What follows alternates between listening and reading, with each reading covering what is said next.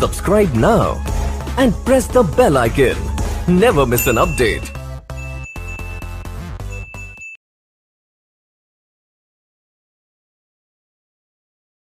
Hello friends, आपका welcome है आपके अपने YouTube channel maths with Harish Gupta में। आज हम कुछ क्वेश्चंस करेंगे जो प्रीवियस ईयर में आए हुए हैं और इससे पिछली क्लास में मैंने आपको पूरा बेसिक बताया था। मैंने संख्याओं के बारे में टोटल जानकारी दी थी और ये जो क्लास आपकी चल रही है ये प्राइमरी और जूनियर दोनों के लिए है।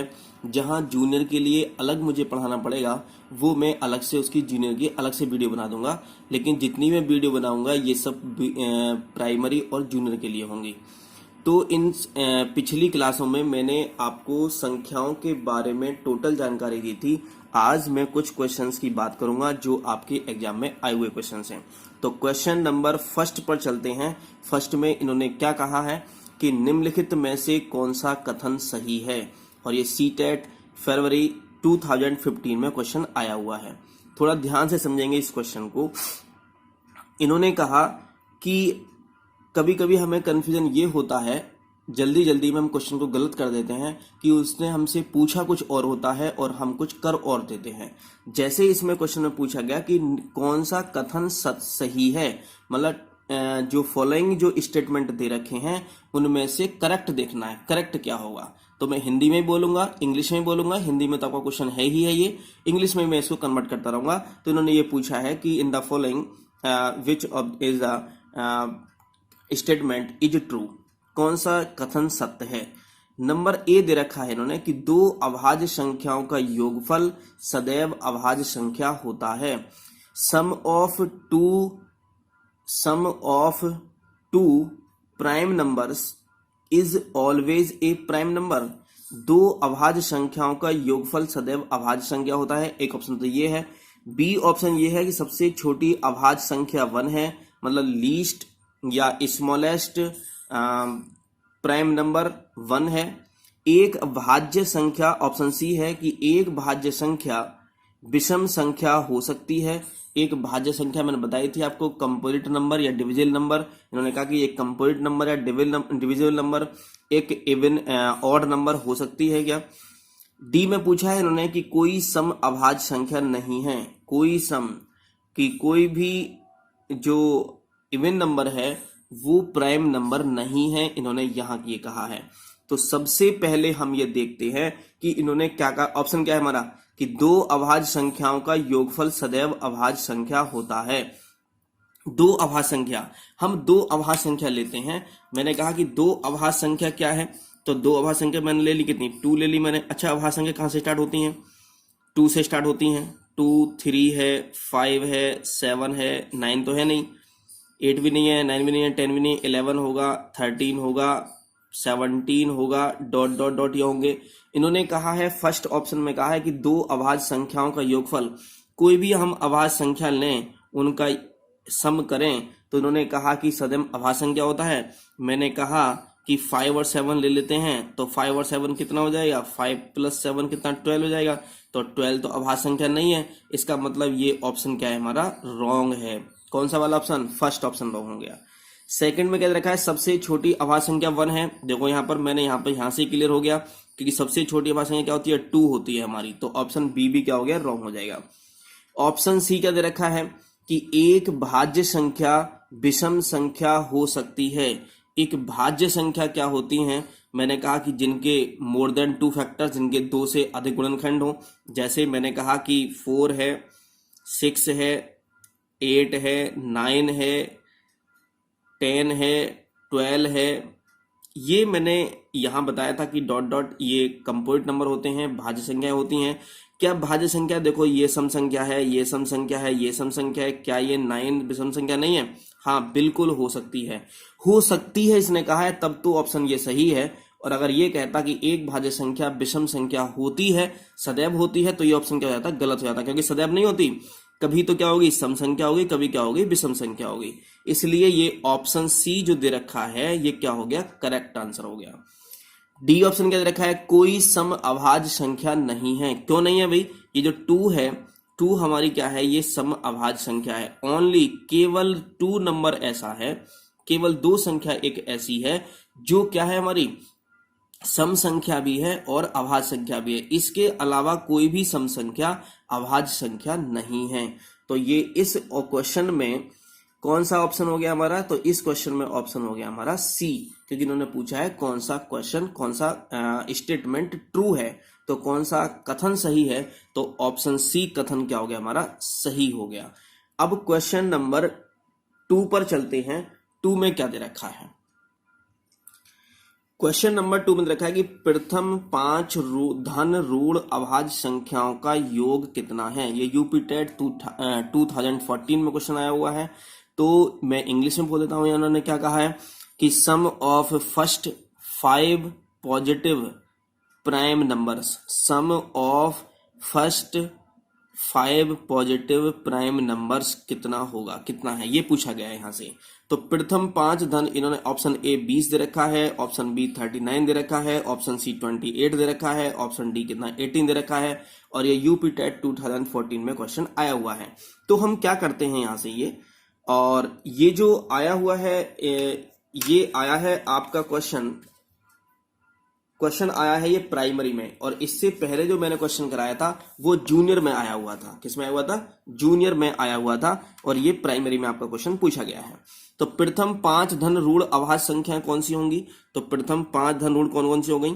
एक तो देखो जरा, 2 है, 3 है, 5 है, 7 है और 11 है। ये क्या है? हमारी प्रथम 5 अभाज्य संख्या दे रखी है, ठीक है ना। तो इनका सम कर लेते हैं। तो 2 + 3 + 5 + 7 + 11, तो ये प्रथम 5 है। 1 2 3 4 5 तक रखी है। तो 2 और 3 5 और 5 10, 10 और 7 17, 17 और 11 कितना हो गए? 28 हो गए। तो ऑप्शन कितना हो गया हमारा? सी हमारा आंसर आ गया, ठीक है। तो ये जो क्वेश्चन मैं आपको करा रहा हूं ये हैं हमारे क्वेश्चन। कौन से क्वेश्चन हैं? ये हैं हमारे क्वेश्चंस जो प्रीवियस ईयर में आए हुए क्वेश्चंस हैं। ओके, अब क्वेश्चन नंबर 3 पर चलते हैं। 3 में क्या दे रखा है? क्वेश्चन नंबर 3 में दे रखा है कि एक अभाज्य संख्या होती है, एक अभाज्य संख्या होती है, ये पूछा गया है। एच टेट हरियाणा टेट ये 2014 में क्वेश्चन आया हुआ है। ऑप्शन ए में क्या है? एक सम संख्या है, एक विषम संख्या है, एक संयुक्त संख्या है, और डी इनमें से कोई नहीं है। तो इन्होंने पूछा है कि एक अभाज्य संख्या होती है, तो a prime number is option A even number, option B a odd number an odd number, option C a composite number या डिविजिबल नंबर, और डी नन ऑफ दीज। तो मैंने आपको बताया था कि एक अभाज्य संख्या होती है। अच्छा एक बात बताओ कि एक अभाज्य संख्या क्या होती है? 2। ये क्या है? सम संख्या भी होती है, विषम संख्या भी होती है, सम संख्या भी होती है, विषम संख्या भी होती है। तो उन्होंने कहा कि एक संख्या एक अभाज्य संख्या होती है, एक सम संख्या, एक विषम संख्या, एक संयुक्त संख्या, इनमें से कोई नहीं। तो ये पूछा गया है इन्होंने यहां से। तो मैंने इसमें ये बताया है आपको कि एक सम संख्या भी होती है, विषम संख्या भी होती है, और संयुक्त संख्या तो होती नहीं है इसमें। संयुक्त संख्या तो है नहीं कोई भी इसमें। देखो जरा, संयुक्त संख्या का मतलब कंप्लीट नंबर, ये वाले नंबर तो होते ही नहीं है। और इन्होंने देखा इनमें से कोई नहीं। तो एक अभाज्य संख्या होती है, क्या होती है? वो सम संख्या भी होती है, हो सकती है, और वो क्या होती है? विषम संख्या भी हो सकती है। तो इसमें क्या जाएगा? ऑप्शन में डी आंसर हमारा होगा, इनमें से कोई नहीं होगा आंसर। समझ गए ना ये बात के लिए? क्योंकि अभाज्य संख्या विषम संख्या में भी आती है और सम संख्या में भी आती है। दोनों ऑप्शन इन्होंने दे रखे हैं, केवल एक ऑप्शन दे रखा होता तो हम कह देते कि हाँ समझ गए। इन्होंने कहना कि एक सम संख्या हो सकती है, अगर हो सकती है कह देता तो हमारा ऑप्शन ए हो जाता। अगर कहता कि एक विषम संख्या हो सकती है तो कहता बी ऑप्शन आ जाता। एक संयुक्त संख्या तो होगा ही नहीं, तो कहता हमारा डी होगा ऑप्शन, इनमें से कोई नहीं होगा। ठीक है, आगे क्वेश्चन नंबर 4 पर देखते हैं हम आगे कि 1 से 30 तक की संख्याओं में अभाज्य संख्याएं हैं। Option A 10, option B 11, option C 12, option D 13, और ये एच टेट 2014 में ये क्वेश्चन आपका आया हुआ है, पूछा गया है। तो 1 से अब ये मैं थोड़ा समझ लेता हूं यहां से कि इन्होंने पूछा है कि find the prime numbers 1 to 30। 1 से 30 के बीच में प्राइम नंबर्स यहां से पूछे गए हैं। 1 to 30 के बीच में इन्होंने प्राइम नंबर यहां पूछे गए हैं। तो 1 to 30 में देखो क्या कहता है, थोड़ा ध्यान समझेंगे। तो पहले कितना 2 होता है, फिर 3 होता है, फिर 5 होता है, 7 होता है, 8 9 10 11 11 होगा, 12 13 13 होगा, 14 15 16 17 होगा, 18 19 होगा, 19 होगा, इसमें 18 नहीं होगा, और 20 21 22 23 23 होगा, 24 25 26 27 28 29 होगा। इन्होंने कहा है कि 1 to 30, तो 1 से लेकर के 30 के बीच में कितने नंबर हो गए, तो 1 2 3 4 5 6 7 8 9 10, तो हमारा कितना आंसर आ गया, 10 आ गया। तो ऑप्शन ए हमारा क्या हो गया, करेक्ट हो गया। तो इन्होंने ये कहा था कि 1 से 30 तक की संख्याओं के बीच में, 1 से 30 तक की संख्याओं के बीच में कितनी संख्याएं अभाज्य संख्या हैं, ये हमसे इन्होंने यहां पर पूछा गया था। तो ये क्वेश्चन नंबर क्या था हमारा, 4 था। आगे क्वेश्चन नंबर 5 में थे। 5 में क्या दे रखा है, 5 में है यूटेट में दे रखा है, यूटेट 2013 में क्वेश्चन आया हुआ है।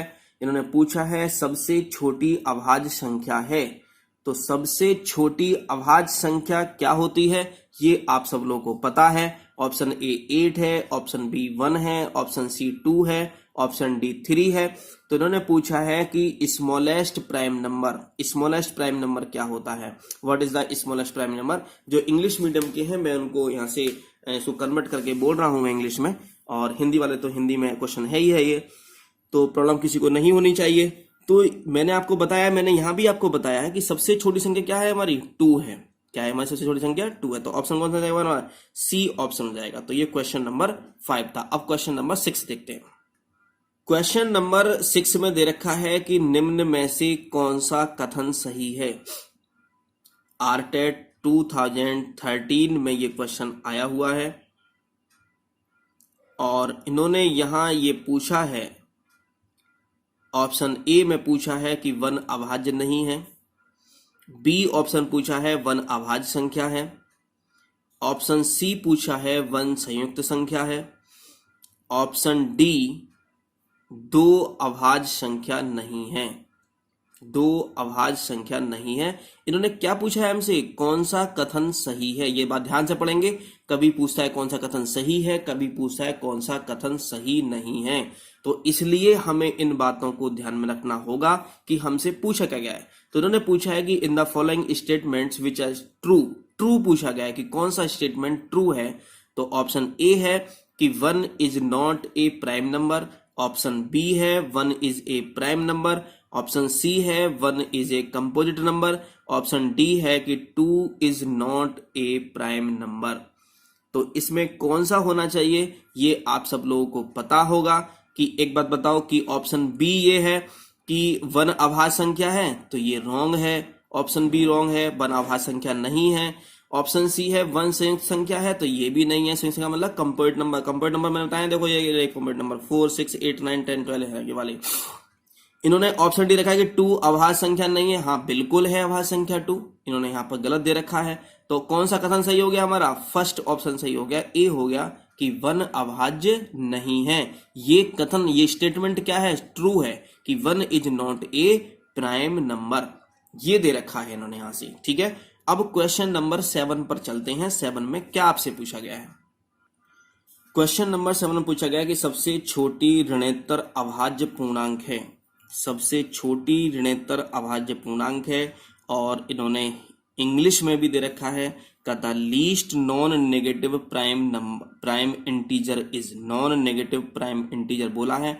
ऑप्शन ए फर्स्ट 0 है, ऑप्शन बी सेकंड में 1 दे रखा है, ऑप्शन थर्ड में 2 दे रखा है, ऑप्शन फोर्थ में 3 दे रखा है। और ये क्वेश्चन 2018 में प्राइमरी में क्वेश्चन पूछा गया है, और ये कई बार एग्जाम में पूछा गया है ये वाला क्वेश्चन।